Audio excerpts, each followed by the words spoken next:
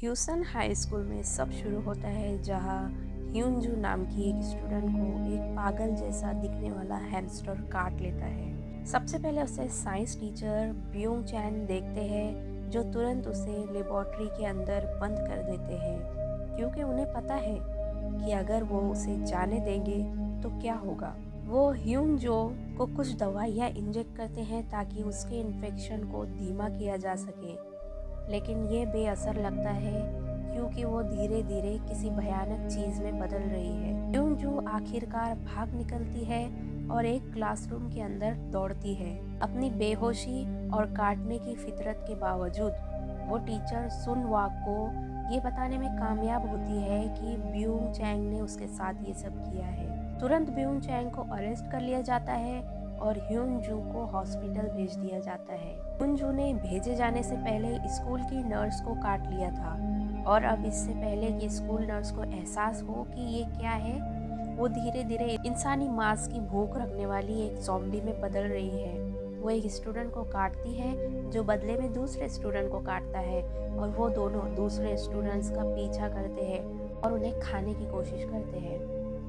इससे स्कूल के अंदर एक वायरल आउटब्रेक शुरू हो जाता है। इसमें सबसे खौफनाक बात इसका छोटा इंक्यूबेशन पीरियड है, यानी इन्फेक्टेड होने और सिम्टम्स दिखने के बीच का समय। विक्टिम की नाक से खून निकलना, आंखें लाल होना और दौरे पड़ने में सिर्फ कुछ मिनट या सेकेंड्स ही लगते हैं। फिर आखिरी स्टेज तब आती है जब वो इंसानी मांस खाने की एक बेहद तमन्ना के वश में हो जाता है। डरे हुए स्टूडेंट्स के पास हो रही घटनाओं को समझने का बहुत कम वक्त है।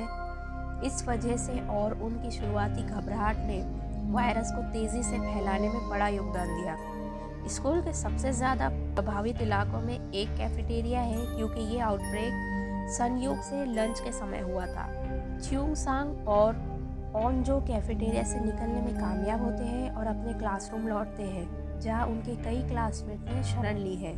फिर सू यॉक और नामरा ज़मीन पर एक ज़ॉम्बी टीचर से बचने के बाद खिड़कियों के रास्ते कमरे में दाखिल होते हैं। वो लोग हो रही चीज़ों को समझने की कोशिश करते हैं और एक ही बात समझ में आती है कि एक ज़ॉम्बी आउटब्रेक हो गया है। वो उन्हें ज़ॉम्बीज से बचने के लिए इमरजेंसी हॉटलाइन पर कॉल करने की कोशिश करते हैं। पहले तो ऑपरेटर को कॉल पर यकीन नहीं होता, ज़ॉम्बीज सच में, लेकिन वो अपना मन बदल लेता है जब और ज़्यादा कॉल्स आने लगती हैं। वो वही कहानी बता रही थी जैसे कि होता है। ह्यूनजू जिसे हॉस्पिटल भेजा गया था, उसने एक नर्स को काट लिया है जिससे पूरे शहर में इन्फेक्शन फैल जाता है। वापस स्कूल में च्योंगसान और बाकी सब फायर हाउस से एक मेकशिफ्ट लैडर बनाकर नीचे की मंजिलों पर उतरने का प्लान बनाते हैं। वो ब्रॉडकास्टिंग रूम के अंदर अपने टीचर सुन वा को पाते हैं और वो सब वहाँ उनसे मिलने के लिए नीचे उतरते हैं। च्योंग सांग का सबसे अच्छा दोस्त ग्यूंग सू एक ज़ॉम्बी से खरोच खा जाता है।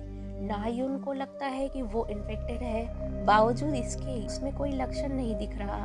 ग्यूंगसू और नायुन की आपस में बनती नहीं थी और नायुन को ये पसंद नहीं आया कि बाकी सब ने उसे माफ़ी मांगने के लिए मजबूर किया। इसलिए वो ज़ॉम्बी के खून में भीगे अपने रुमाल से ग्यूंगसू को इन्फेक्ट करने का फैसला करती है। ग्यूंगसू तुरंत ज़ॉम्बी बन जाता है। च्यूंग सॉन के पास अपने सबसे अच्छे दोस्त को खिड़की से बाहर कूदने के लिए ललचाने के अलावा कोई रास्ता नहीं बचता, जिससे वो सब बच जाते हैं। नायुन सब पर ये रौब जताती है कि वो ग्यूंसो के बारे में सही थी, लेकिन नामरा ने देख लिया था कि नायुन ने क्या किया है और वो सबके सामने इसका खुलासा कर देती है। ग्रुप नायुन को एक कातिल होने के लिए बुरा भला कहता है, जिस वजह से वो गुस्से में बाहर निकल जाती है। सुनवा उसके पीछे जाती है। स्कूल में और भी सर्वाइवर्स है। आर्चरी टीम की हारी और मिनजी जुनसूंग और मिनजिन के साथ रेस्टरूम के अंदर शरण लेते हैं। हारी अपने भाई के लिए परेशान है, इसलिए वो उसे ढूंढने का फैसला करती है। बाकी सब ना चाहते हुए भी पीछे चल देते हैं। स्कूल का भूली हुई नाम कैफेटेरिया के अंदर ही रह गया था, लेकिन वो भी बाहर निकलने में कामयाब हो जाता है। वो छुपने के लिए प्रिंसिपल के ऑफिस में दौड़ता है। स्कूल के बाहर ज़ॉम्बीज बचे हुए इंसानों को इन्फेक्ट करना और खाना जारी रखते हैं। इस वजह से सूजू एक फायर फाइटर कैप्टन और ऑनजू के पिता अपनी टीम और कुछ ऑफिशियल्स के साथ एक सरकारी बिल्डिंग के अंदर फंस जाते हैं। वो ऑफिशियल्स को वहाँ से निकालने के लिए एक रेस्क्यू टीम से संपर्क करने में कामयाब होते हैं। यूनसान में आउटब्रेक के बारे में जानने पर सरकार ने स्थिति को संभालने के लिए मिलिट्री फोर्स को तैनात कर दिया है। कमांडर जिन ऑपरेशन को लीड करते हैं वो ह्यूनसुन में मार्शल लॉ घोषित करते हैं और सर्वाइवर्स को निकालने का काम शुरू करते हैं। पुलिस स्टेशन में ऑफिसर जे.ई. ब्यूनचैन से पूछताछ करते हैं। वहाँ ये खुलासा होता है कि ब्यूनचैन ने वो वायरस बनाया था जिसे वो जॉनस वायरस कहता है। उसने ये अपने बेटे जिनसू की मदद करने के लिए किया था ताकि वो अपने पुलिस से लड़ सके, लेकिन इससे कभी मदद नहीं मिली क्योंकि जिनसू सिर्फ वायरस का शिकार हो गया और उसने अपनी माँ को भी इन्फेक्ट कर दिया। यूनचैन ने हैमस्टर को टेस्ट सब्जेक्ट की तरह इस्तेमाल करके इलाज की तलाश जारी रखी और जैसा कि हम सब ने देखा उन हैमस्टर में से एक ने ह्यूनजो को काट लिया जिससे यह महामारी शुरू हुई। पूछताछ में खलल पड़ता है जब पुलिस स्टेशन पर ज़ॉम्बीज हमला कर देते हैं। ब्यूनचैन खुद को कुर्बान कर देता है और जे.ई. को बताता है कि क्यूर के लिए रिसर्च उनके लैपटॉप में है जो ह्यूनसेन हाई स्कूल के साइंस लैब के अंदर है। जे.ई. क्रोकी ऑफिसर हॉचुल के साथ स्टेशन से भागते हैं। वो स्कूल की तरफ जा रहे हैं लेकिन ये आसान काम नहीं है क्योंकि सड़कें ज़ॉम्बीज से भरी है।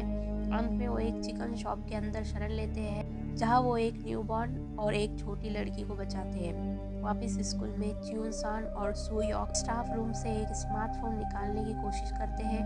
बदकिस्मती से वो अलग हो जाते हैं। सुयोक अकेले अपने ग्रुप के पास लौटता है जबकि च्यूनसान प्रिंसिपल के ऑफिस में छुप जाता है। वहाँ वो वी नाम को प्रिंसिपल को मारते हुए देखता है। चिंग-सांग भागता है और वी नाम उसका पीछा करता है। वो लाइब्रेरी में पहुंचते हैं जहां वो बुक्स शेल्फ्स के ऊपर लड़ते हैं जबकि ज़ॉम्बीज उन्हें पकड़ने की कोशिश करते हैं। लास्ट में चिंग-सांग लाइब्रेरी से निकलने से पहले वी नाम की आंख फोड़ देता है और उसे ज़ॉम्बी की तरफ धक्का दे देता है। वो भागने से पहले देखता है कि वी नाम को ज़ॉम्बीज खा रहे हैं। एक दीवार की गैप में सुरक्षित छुपने के बाद चिंग-सांग इमरजेंसी हॉटलाइन पर कॉल करने के लिए फ़ोन का इस्तेमाल करता है लेकिन वो देखता है कि सिग्नल डेड है। हारी और बाकी सबको भी यही पता चलता है जब वो इंटरनेट इस्तेमाल करने के लिए क्लिनिक पहुंचते हैं। पता चलता है कि कुछ सर्वाइवर्स ने खास तौर पर ऑरेंजी बेरिश नाम के एक ब्लॉगर ने सोशल मीडिया पर कंटेंट पोस्ट किया है जिससे ज़ॉम्बी आउटब्रेक का डर और गलत जानकारी फैल रही है। जनता के पैनिक को कम करने और जानकारी को कंट्रोल करने के लिए कमांडर जिन सभी फ़ोन सिग्नल और इंटरनेट कनेक्शन काटने के ऑर्डर्स देता है। पूरी दुनिया से पूरी तरह कट जाने के बाद हारी को एहसास होता है अपने भाई की सेफ्टी जानने का एक ही रास्ता है, वो है उसे ढूंढने जाना। मिनजे सुझाव देता है कि उन्हें जिम्नेशियम जाना चाहिए जहां उन्हें और एरोज मिल सकते हैं। साथ ही वहाँ एक इमरजेंसी फ़ोन भी है जिसे वो इस्तेमाल कर सकते हैं। हारी और मिंजी अपने आर्चरी स्किल से ज़ॉम्बी को दूर रख रहे हैं लेकिन जल्द ही उनके एरोस खत्म हो जाएंगे अगर वो नए नहीं लेते। जुनसुंग क्लिनिक में ही रहना चाहता है क्योंकि वो वहाँ सेफ है लेकिन मिन जिन उसे अपने साथ आने के लिए धमकाती है। बहुत मेहनत के बाद वो उस बिल्डिंग से जहाँ क्लिनिक है जिम्नेशियम तक पहुँचने में कामयाब होते हैं। हालांकि जुनसोंग को चोट लगती है और मिन जिन को उसे एक ट्रॉली से खींच कर ले जाना पड़ता है। इस बीच एक ड्रोन का इस्तेमाल करके ऑनजू और बाकी सबको पता चलता है कि चोनसान ने म्यूजिक रूम में शरण ली है। ज़ॉम्बीज का ध्यान भटकाने के लिए पूरे स्कूल में म्यूजिक ब्रॉडकास्ट करने के बाद ग्रुप चोनसान से मिलने के लिए बाहर दौड़ते हैं। वी नाम जो दिलचस्प तौर पर अभी भी जिंदा है और काटे जाने के बाद भी अपने इंसानी होश बरकरार रखे हुए है, ग्रुप का पीछा करता है। वो सुयोग पर हमला करता है और नामरा को काट लेता है लेकिन वो दोनों मिलकर वी नाम को खिड़की से बाहर धक्का देने में कामयाब होते हैं। ग्रुप म्यूजिक रूम के अंदर चुनसान से मिल जाता है। वहाँ उन्हें पता चलता है कि नामरा को वी नाम ने काट लिया है। चिंसान जिसने देखा था कि वी नाम को ज़ॉम्बी ने काटा था इस बात पर जोर देता है कि नामरा इन्फेक्टेड है, हालांकि उसमें आम लक्षण नहीं दिखते। ऑनजू प्रस्ताव रखती है कि शायद वी नाम और नामरा किसी तरह वायरस से इम्यून है। वो अपने होश बरकरार रखते हैं लेकिन फिर भी उन्हें इंसानी मांस की भूख लगती है। स्टूडेंट स्कूल में रूफटॉप पर जाने का फैसला करते हैं जहां उनके बचाए जाने के बेहतर मौके हो सकते हैं। ज़ॉम्बीज की भीड़ द्वारा घेरे जाने के खतरे के बावजूद ग्रुप रूफटॉप के दरवाजे तक पहुंचने में कामयाब हो जाता है पर दरवाज़ा लॉक मिलता है। वो जितना हो सके ज़ॉम्बीज को दूर रखने की कोशिश करते हैं लेकिन वो हारने ही वाले थे, खास तौर पर वी नाम के साथ जो गिरने के बाद भी जिंदा था और उन पर हमला कर रहा था। कुछ फ्लोर नीचे यूनजी नाम की एक स्टूडेंट स्टाफ रूम में आग लगा देती है। वो वी नाम की बुलिंग का शिकार होती है और मदद या सपोर्ट ना मिलने के बाद उसमें बेरुखी पैदा हो जाती है। उसे काटा गया था लेकिन किसी तरह वो अभी तक बदली नहीं थी। वो मुस्कुराती है जब आग की लपटें कमरे को घेर लेती है। उसके बाद वो स्कूल छोड़ देती है। ऑटोमेटिक स्प्रिंकलर चालू हो जाता है और बदले में ये स्कूल के सारे दरवाजे खोल देता है, रूफ टॉप का दरवाज़ा भी। सब अंदर भागते हैं और च्यूनसान वी नाम को बाहर रखने के लिए दरवाज़ा लॉक कर देता है। सबकी निराशा के लिए एक हेलीकॉप्टर अभी एक अकेले स्टूडेंट चासू को रेस्क्यू करके रूफ टॉप से गया है। ग्रुप के पास अगले रेस्क्यू का इंतज़ार करने के अलावा कोई चारा नहीं है। स्कूल के बाहर जेईक और होचुल बच्चों के साथ चिकन रेस्टोरेंट से निकल जाते हैं। रास्ते में उन्हें एक और सर्वाइवर औरंगी ब्रिज मिलता है। बाद में उन सभी को मिलिट्री द्वारा रेस्क्यू कर लिया जाता है, साथ में ह्यूसन की स्टूडेंट यूनजी को भी, जो इस बात को छुपाती है कि उसे काटा गया है। जे एक मिलिट्री को ब्यून चैन के साथ हुई अपनी बातचीत और उस लैपटॉप के बारे में बताता है जिसमें क्यूर की रिसर्च है। कमांडर जिन लैपटॉप लाने के लिए एक टीम तैनात करते हैं कहीं और। सोजू और उनका ग्रुप निकाल लिया गया है लेकिन उन्हें सख्त क्वारंटाइन में रखा गया है। सोजू अपनी बेटी ओंजू के लिए परेशान है। सख्त इंतजामों के बावजूद सोजू अपनी बेटी को बचाने के लिए कैंप से भाग निकलता है। क्या आपको अभी भी नायुन याद है जिसने योंगसू को अपने ज़ॉम्बी रुमाल से इन्फेक्ट किया था? वो अभी भी जिंदा है। उसने म्यूजिक रूम के स्टोरेज के अंदर शरण ली है। अकेले बिताए समय ने नायुन को अपनी गलतियों का एहसास कराया। जब उसका दिल बदलता है वो वी नाम से मिलती है जो उसे अपने खाने के लिए काट लेता है। स्कूल की रूफटॉप पर स्टूडेंट्स एक रेस्क्यू हेलीकॉप्टर को अपनी तरफ आते देखकर राहत महसूस करते हैं। सोल्जर्स उन्हें बताते हैं कि उन्हें एक इम्पोर्टेंट चीज़ लानी है और फिर वो उन्हें रेस्क्यू करेंगे, लेकिन चीज़ें प्लान के मुताबिक नहीं होती। सोल्जर्स के पास लैपटॉप है लेकिन उन्हें एक अनएक्सपेक्टेड प्रॉब्लम की वजह से अपने कमांडर से नए ऑर्डर्स मिलते हैं। एक कैंप के अंदर एंजू पागल हो गई है। वो उसे काबू करने और आगे इन्फेक्शन फैलने से रोकने में कामयाब होते हैं। बदले में इससे ये फैसला निकलता है कि कुछ लोग उसकी तरह सिम्टम्स नहीं दिखा रहे होते हैं। कमांडर उन सोल्जर्स को बचे हुए स्टूडेंट को छोड़ने का आदेश देता है क्योंकि वो कैंप के अंदर के सर्वाइवर्स को खतरे में नहीं डालना चाहता। ओंजू और बाकी सब बहुत निराश होते हैं। बाद में एक तेज गरज के साथ बारिश शुरू होती है। स्टूडेंट्स को एहसास होता है कि बिजली की आवाज़ और बारिश की खुशबू ज़ॉम्बीज़ का ध्यान भटका देती है। वो इस मौके का फ़ायदा उठाकर ग्राउंड फ्लोर तक पहुंचते हैं और जिम्नेशियम के अंदर हारी के ग्रुप से मिलते हैं। हालांकि वो इस दौरान 3 और दोस्तों को खो देते हैं। हारी अपने भाई वूजिन से मिलकर राहत महसूस करती है जो बचे हुए सर्वाइवर्स में से एक है। वो सब स्टोरेज रूम के अंदर छुप जाते हैं जहाँ बड़े मेटल कार्ड्स और बाकी एथलेटिक इक्विपमेंट्स हैं। क्योंकि वही अकेले जिंदा बचे हैं, वो सब स्कूल छोड़ने का फैसला करते हैं। वो बाहर निकलने के लिए कार्ड से एक बैरिकेड बनाते हैं। जुन यून अपना हाथ काटे जाने के बाद खुद को कुर्बान कर देता है और बैरिकेड को दरवाजे की तरफ ढकेलने में दूसरों की मदद करता है। ठीक समय पर सोजू दरवाज़ा खोलता है। वो अपनी बेटी ओंजो से मिलता है और स्टूडेंट्स को बचाता है। सोजू उन्हें पास के एक कंस्ट्रक्शन साइट की तरफ भेजते हैं। वो उन्हें थोड़ा समय देने के लिए खुद को कुर्बान कर देते हैं। साथ ही कैंप के अंदर कमांडर जिन ह्यूसन के खास जगहों पर बॉम्बिंग करने की इजाज़त दे देता है जिसमें स्कूल भी शामिल है।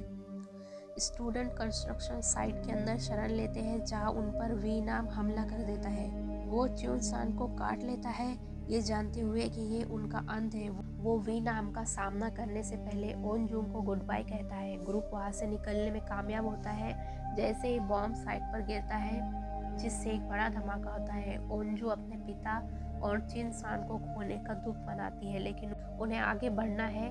वो पास के एक नेबरहुड में पहुंचते हैं जो अपनी खामोशी की वजह से अजीब लग रहा है। ज़ॉम्बीज़ का एक झुंड उन पर हमला कर देता है। वो जिनको काट लिया जाता है जिस वजह से नामरा को उसे खत्म करना पड़ता है। हालांकि वो वायरस को अपनी इच्छाओं पर काबू पाते हुए महसूस करती है। वो ओनजो को काटने ही वाली होती है कि किसी तरह खुद को रोक लेती है। वो ग्रुप से हमेशा के लिए दूर जाने का फैसला करती है। बचे हुए सर्वाइवर्स ओनजू, सुयू, दाइसू, यूरिंग, हारी और मिनजिन आखिरकार एक मिलिट्री चेक पॉइंट पर पहुंचते हैं और उन्हें रेस्क्यू कर लिया जाता है। हालांकि अब वो सुरक्षित है, पर वो इन घटनाओं से बहुत ट्रॉमेटाइज है। 4 महीने बाद सर्वाइवर्स चुपचाप निकलने और स्कूल के रूफटॉप पर जाने का फैसला करते हैं, जहां उन्होंने एक कैंप फायर देखी थी। उन्हें पता चलता है कि नाबरा अभी भी जिंदा है और ठीक दिख रही है। वो उन्हें बताती है कि उसकी तरह और भी हाफ बीस है जो बॉम्बिंग में बच गए हैं।